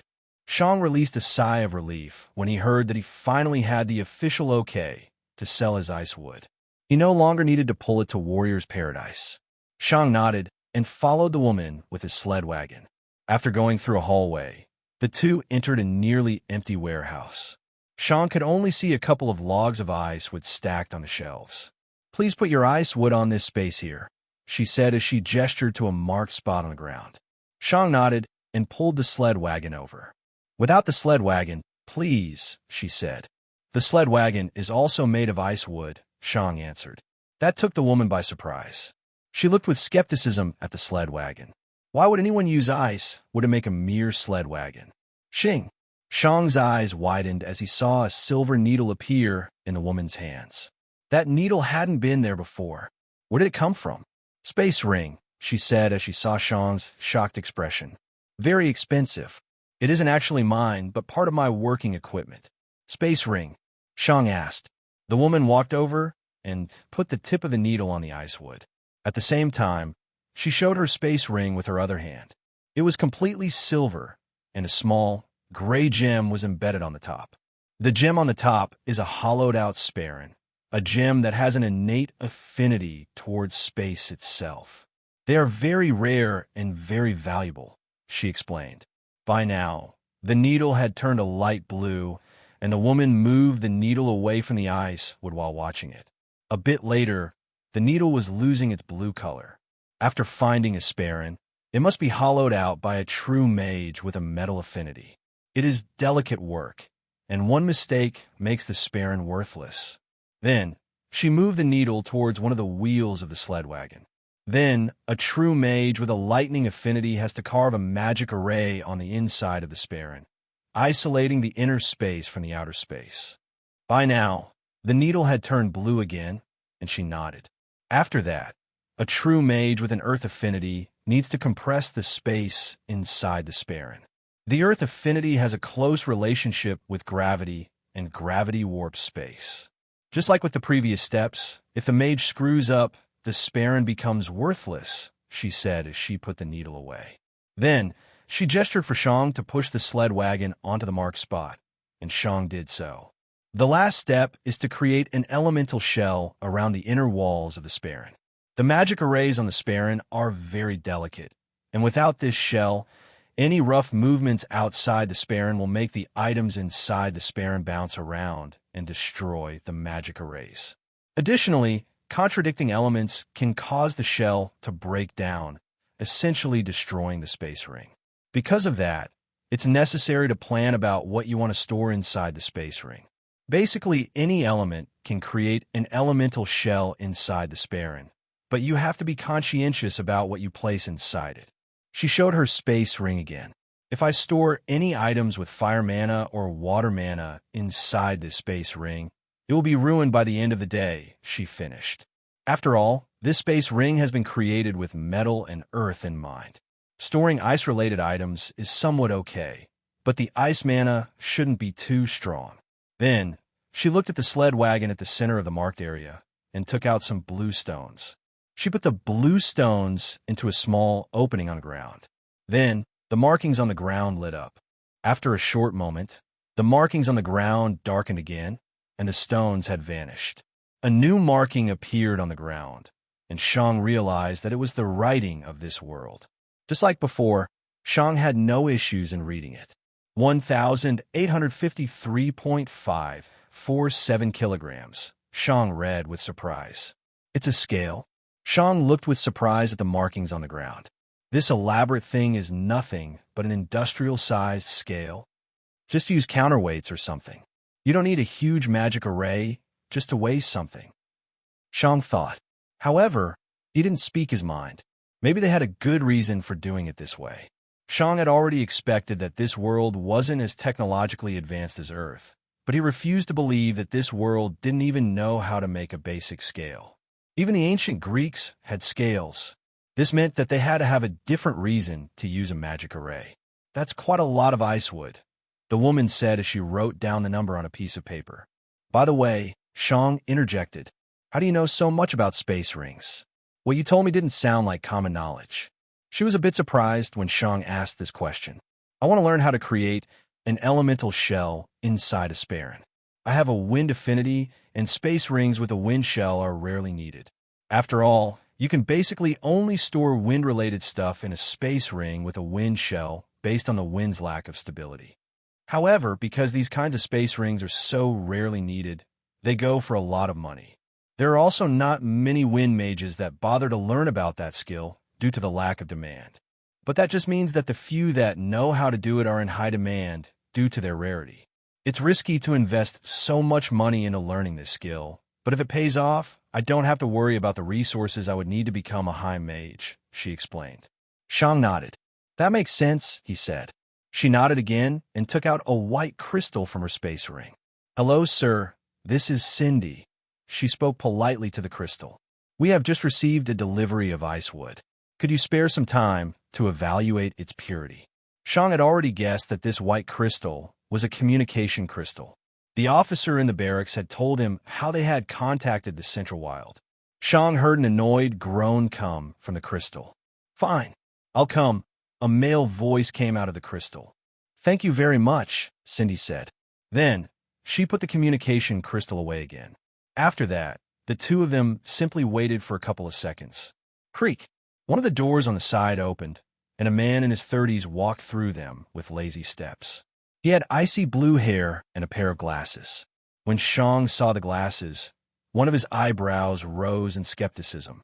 He doubted that mages had issues with their vision. So, why was he wearing glasses? The man didn't even look at Cindy or Shang and directly focused on the sled wagon. He moved one of his fingers to his glasses, but he stopped suddenly. Then, he looked with a confused look at the sled wagon for a second. Who makes carriages out of ice wood? He muttered to himself. Sir, it's a sled wagon, Cindy said politely. Yes, a sled wagon, the man said without any enthusiasm.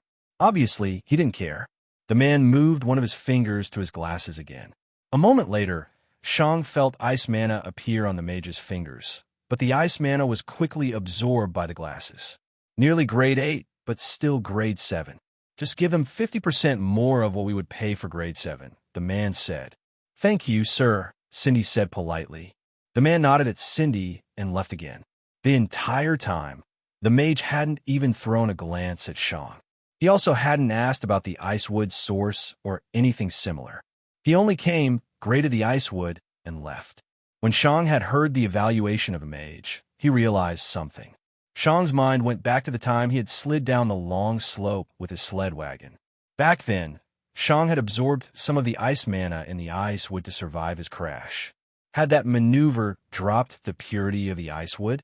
If he hadn't done that, would he have had grade 8 ice wood? How much more is grade 8 ice wood worth in comparison to grade 7? Shang asked. Double, Cindy answered immediately. When Shang heard that, he had to release a helpless sigh. Shang had obviously received grade 8 ice wood, but his maneuver had dropped it to the peak of grade 7. Sure, Shang would get 50% more than for normal grade 7 ice wood, but that was only 75% of what it should be. That stupid idea had cost Shang 25% of his earnings. I shouldn't have done that, Shang thought. You heard him, Cindy said. Please follow me. You can leave your sled wagon there. Someone else will deal with it later. Shang released another sigh of helplessness and followed Cindy. The two of them walked back to the entrance hall, and Cindy went behind a desk. Then, she opened a drawer and riffled through some papers. At the moment, 100 kilograms of grade 7 ice wood are equal to 0.97 gold. 1853 kilograms of ice wood are about equal to 19.1 gold. Half of that more is 28.65 gold. Let's just make it 29 gold. Are you okay with the price? Cindy asked as she looked at Shang. At the moment, Shang was dumbstruck. 29 gold? That was way more than he had thought. Shang had expected that he would get 10 gold, at most. As said previously, Shang would have even accepted a trade for 7 or 8 gold. And now, he would get 29 gold. He only needed 5. Shang's mind immediately went back to the 3 people that had been responsible for him receiving such a huge sum of money. The first person was the guard in Duke Whirlwind's garden. He had told Shang how to earn some money. Without him, Shang wouldn't have even asked for icewood in Kaldu village. The second person had been the elder in Kaldu village. He had given Shang the icewood, and he was probably also responsible for Shang getting so much of it. On top of that, he had given Shang ice wood of relatively high purity. The last person was the officer in the northwest of Blizzard's Edge. Without her, Shang would have sold his ice wood in Warrior's Paradise, and he would have only made around 7 gold. All of them had contributed to Shang getting such a huge sum of money. Do you accept the price? Cindy repeated. That took Shang out of his thoughts, and he quickly nodded. Yes, of course, he said faster than normal. Cindy nodded and took out a sizable sack of gold. She poured a lot of gold on the table and counted in front of Shang. After counting out the 29 pieces, she shoved the remaining pieces back into the bag and put into her space ring. Then, she summoned another tiny bag, but this one was empty. After pouring the gold into the small bag, she pulled it shut and pushed it toward Shang. Thank you for doing business with us, she said with a polite smile. Shang only nodded, also smiling. No, thank you, he said. All right, I have to get back to work. Do come back again, Cindy said as she stood up. Shang also stood up. Then, the two of them exchanged some goodbyes, and Shang left. After he left the Mana Ostrom, he thanked the 2 guards again, who only responded that it was their job. Shang left the vicinity of the Mana Ostrom, and he paused. Then, he looked at the heavy bag of gold in his hand. This bag of gold represented Shang's future. With this bag of gold, he could join the Warrior Academy. Shang's grip around the bag tightened, and a newfound conviction shone in his eyes. Next stop, Warrior's Paradise. Shang left the Mana Ostrom and blankly walked along the street. Shang constantly felt like he forgot his sled wagon, but he always got reminded that he didn't own the sled wagon anymore.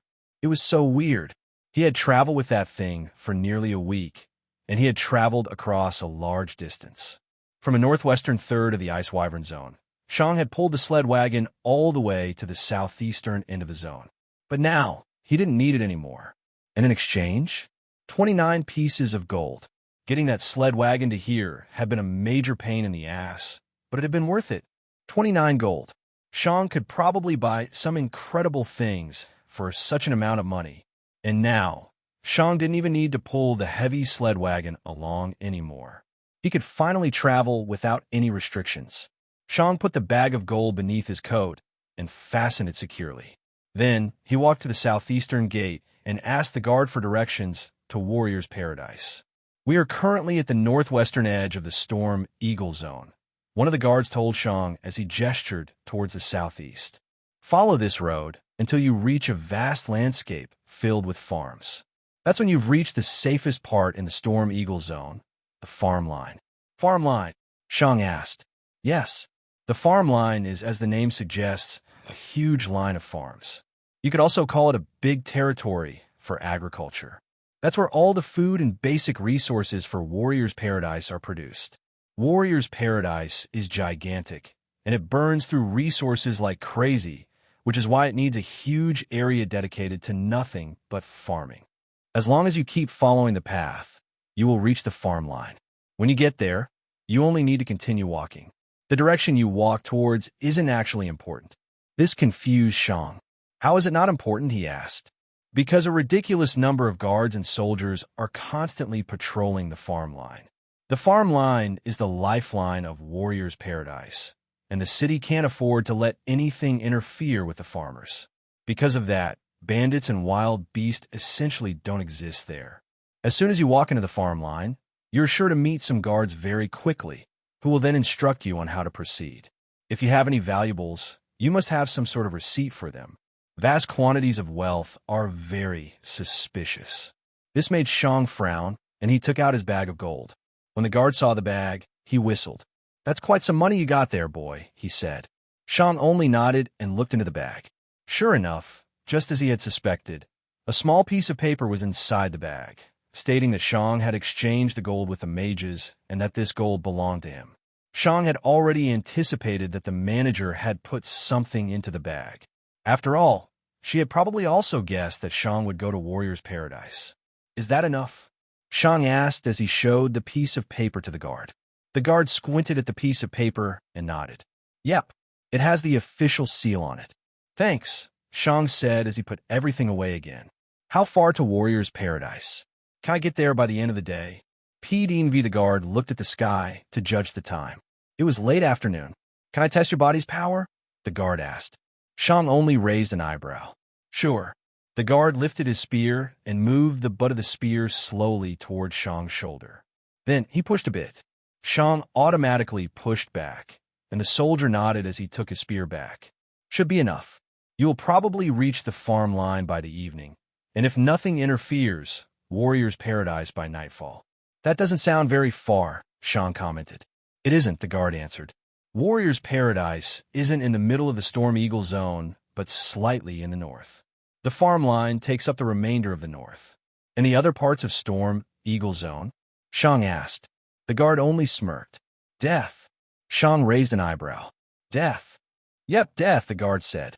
If you see any signs of beasts, you know that you walked in a wrong direction. When you see the first beast, you should still be safe with your power, but you shouldn't go further into the wilderness. The power of the beast just keeps escalating to a degree where even our Duke has to watch where he's going. The Duke? Shang asked with shock. According to what Shang had seen, the unimaginably powerful octopus and hedgehog had been nothing more than pets to the Duke. These two beasts were so powerful that Shang couldn't even attempt to resist them, and the Duke was even more powerful. Yet, there were beasts in that place that were as powerful or even more powerful than the Duke. That was amazing and terrifying at the same time. Then, why is there such a big city there? Shang asked. Money, the guard answered with a smirk. Strong beasts give strong materials for strong people. Warrior's Paradise is exporting a large quantity of high-end materials, making it one of the richest places in the world. Anyway, you should go. I also have to work, you know, the guard said. Shang nodded. Thanks for all the information. The guard also nodded. Shang went past the gate and checked all of his belongings again. Gold? Check. Clothing? Check. Sword? Check. Everything was in order. Then, Shang stretched his muscles for a bit. Lastly, bang! The ground under Shang let out a slight vibration as he charged forward. By now, Shang couldn't see any snow anymore, and everything looked rather dusty and desolate. One could almost call this part a wasteland. Shang guessed that the main reason for this desolation was the mana ostrum. The mana ostrum probably ate up a lot of humidity by absorbing the ice mana, leaving the surroundings empty. As Shang charged forward, he felt the power of the wind. Shang got reminded of the time he had charged down the mountain after leaving the Duke's garden. No sled wagon, no worries. He could just run. His future was in front of him. Shang passed several merchants on his way with a grin. He had always been the one that had been overtaken by merchants. Now, he was overtaking them. After just 30 minutes, Shang saw the first flowers and trees. 10 minutes later, Shang saw far more trees, and he could even see the occasional small forest. 20 minutes later, Shang saw the first building. It was a simple woodworking shop close to the woods. Shang could hear the sound of sawing coming from the shop. As Shang stopped to look at the woodworking shop, he noticed that the wind had picked up. Shang guessed that the wind had reached a speed of about 20 kilometers per hour by now. Not a storm, but still very noticeable. Shang continued running, and 10 minutes later, the trees slowly started to vanish. What replaced them were huge farms filled with wheat and all kinds of useful plants. There were also several strong animals pulling carts, some of which Shang had never seen before. There was even a 2-meter-tall dog walking along the fields, and when Shang saw the dog, he felt a shudder. That dog was powerful. It was probably in the general stage, which was the second realm, and it definitely wasn't in the earlier levels of that realm. The big dog looked at Shang for a bit, but looked away again in disinterest. It obviously wasn't there to keep watch over humans. Is this your first time seeing the farm dogs? Shang jumped to the side in shock as he heard a voice come from his right. Shang looked over, and he saw a man in brownish-black clothing standing beside him. The clothing perfectly made him blend into the environment. Additionally, the man also felt far too powerful to Shang. Shang hadn't even noticed the guy. Sorry, the guy said with an awkward smile. I'm one of the scouts. Didn't mean to startle you. Shang calmed down again and released a deep breath. It's okay. I'm here to join the Warrior Academy. Oh, I thought as much, based on how fast you moved just now, the scout said with a chuckle. I'm basically done with my work anyway, and my home is in Warrior's Paradise. I can show you the way. Shang nodded. Thanks. Shang nodded. Thanks. Just wait for a bit. My replacement should be here pretty soon. And he's here, the scout said with a smirk. Punctual as always. Shang looked around, but he couldn't see the other guy. The scout saw Shang's confused expression and chuckled a bit. Then, he showed his wrist to Shang. Shang could see a small device attached to the scout's wrist. It looked almost like a wristwatch. It's this thing. It's been created by mages, and it keeps us all informed. I just got informed that my shift ended. Let's go, the scout said as he gestured to the front. Shang nodded. Then, the guard shot forward, and Shang followed him. They weren't sprinting or running, but jogging comfortably, which was still very fast compared to normal humans. While jogging, Shang kept looking at the farm line. What are these dogs? He asked. The farm dogs, the scout asked. They're there to deal with rogue beasts and pest cats. If they see any beast that isn't accompanied by a human, they will kill that beast. Shang nodded. That made sense. Do these dogs have affinities? He asked. After all, Shang had seen plenty of beasts with elemental affinities. Most of them are wind or earth, the scout answered. The ones with wind affinities deal with pest cats and weaker beasts. If a powerful beast arrives, the dogs work together to bring it down. Basically, any beast that comes here will be killed as long as it's below the commander stage. Shang nodded. The commander stage was the third realm, which was the realm the hedgehog had been in. If the hedgehog came here, it could probably kill every dog with one needle each. As the two of them kept running, one of the dogs suddenly barreled towards them at a much faster speed. Shang looked over nervously, but the scout only smiled at the dog. The dog ran circles around them while they were still running with incredible speed, and the scout extended his hand. The dog quickly stopped and let the scout scratch it behind the ear. Usually, a human wouldn't even reach such a high place, but the dog was lowering its head with happiness. Shang only smiled. Well, some things don't change, even if we are in different worlds. After a bit, the dog ran away again to get back to its place of work. Don't try to do the same thing, the scout said. The dogs know me, but they don't know you. They're used to killing, and it's dangerous to interact with them without supervision. Shang nodded. The two of them continued running for another 20 minutes. By now, Shang couldn't see any farms anymore, which meant that they had left the farm line. Instead, Shang could see thick forests a couple of kilometers away from the main road. This is the wild forest, the scout explained. The streets are safe since the dogs and guards also patrol here, but the wild forest is filled with beasts. The beasts in the wild forest are only at the soldier stage, but if you stray too far, you will eventually reach the wasteland. Behind the wild forest, the wind becomes so strong that only very few plants can grow there, making a wasteland. That's the wasteland, obviously, and the wind mana is so strong there that you can basically only find beasts at the general stage. The scout chuckled. Us soldiers don't call it the wasteland, but the workland since most of our work is being done there. Shang listened with interest. You hunt wild beasts? Isn't that more of a job for hunters? Oh yeah, definitely, the scout answered. However, we don't always get enough hunters to take care of the wild beasts. Sometimes, all the good hunters finish at the same time and go to sell their wares, leaving for a couple of days. Sometimes, a couple of tricky and troublesome beasts appear. When that happens, we soldiers have to fulfill the quota for hunted beasts. If we don't regularly kill enough beasts, they will become so numerous that the wasteland won't have enough space left for them, which forces them out of the wasteland and into the wild forest and human territories. Shang nodded. What about Dash? Wait a sec. The scout suddenly interrupted Shang as he stopped. Then, the guard quickly took out a folded bow and expanded it to its true form. In one fluid motion, the scout took out an arrow and shot it towards the right side. Bang! Shang looked over, and his eyes widened. Shang saw a pest cat that had been nailed to a tree by an arrow just 2 kilometers away. What was your question? The scout asked as he put the bow away again. Shang was a bit absent-minded. That had been way too fast.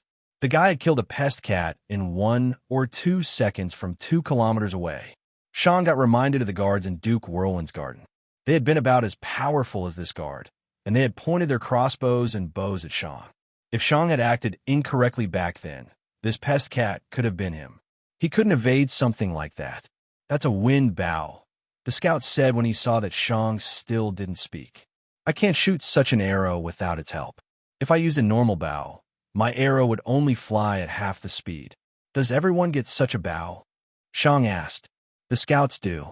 After all, it's our job to take out troublesome beasts. I usually don't deal with weaker beasts, but pest cats are an exception. They simply multiply too quickly, and they are everywhere. Shang nodded. That arrow had definitely been impressive. What I wanted to ask earlier, what's beyond the wasteland? Shang asked. Oh, the scout uttered. You do know more than I thought. Why do you think there is an after? One of the guards in Blizzard's Edge said that the strength of the beasts keeps escalating until even the Duke has to be careful. When the scout heard that, he chuckled. A funny way to put it, but yes, he's right. Beyond the wasteland is the canyon. The wind there is so powerful that it ravages the land and creates powerful wind tunnels. You can only find beasts there that can completely live off mana. That means that all beasts there are at the commander stage or higher. If you go even further, you find the crater. Only the most powerful beasts with wind affinities live there, and they are as powerful as our Duke and the headmaster of the Warriors Academy. In the center of the crater, you can find the most powerful beast, the actual Storm Eagle, the beast this zone is named after and the source of all the wind mana. No human in the world can take down that beast, the scout explained. No human in the world?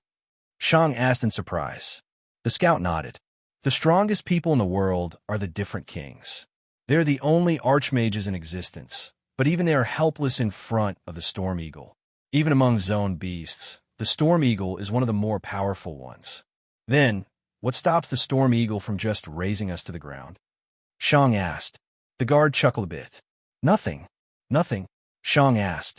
The scout nodded. If the Storm Eagle wanted to kill us, we could only run away and accept our fate. Luckily, it doesn't seem to be interested in us. Even when it flies over our city, it doesn't even look at us. It flies over the city? Shang asked in shock. The scout nodded again. Does all the time. It even lets its little chicks fly in the city. Pidin V. Shang became shocked again and again. Chicks, he asked.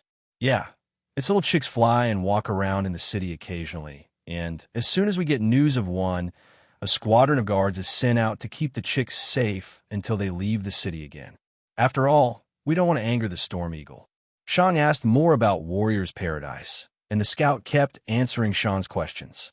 20 minutes later, the forest on the side of the road vanished, and Shang could see the ground vanishing. The road continued to go straight, but Shang felt like the road was climbing upwards. In another 10 minutes, the 1-kilometer-wide road was the only visible piece of land, and everything around them had sunken into the earth. The scout pulled Shang to the side of the road and pointed to the ground. Shang could see a vast land nearly bereft of plants below them. He could also see over 10 different beasts walking around and even fighting. All of these beasts were more powerful than Shang. That's the wasteland? Shang asked. That's the wasteland, the scout answered. It angles downward until you reach the canyon. It's currently dark now, but when it's bright, you can even see some huge pillar-like structures in the distance from here. That's where the canyon begins. There are also more beasts walking around during the day. Right now, you can only see the beasts that are active during the twilight hours. Those are the weakest beasts, and they only come out when the strongest ones are still asleep or starting to rest. You can actually also see Warrior's Paradise from here. You just didn't pay any attention, the scout said with a smile as he pointed towards the end of the road. Shang looked over, and his eyes widened. This was Warrior's Paradise?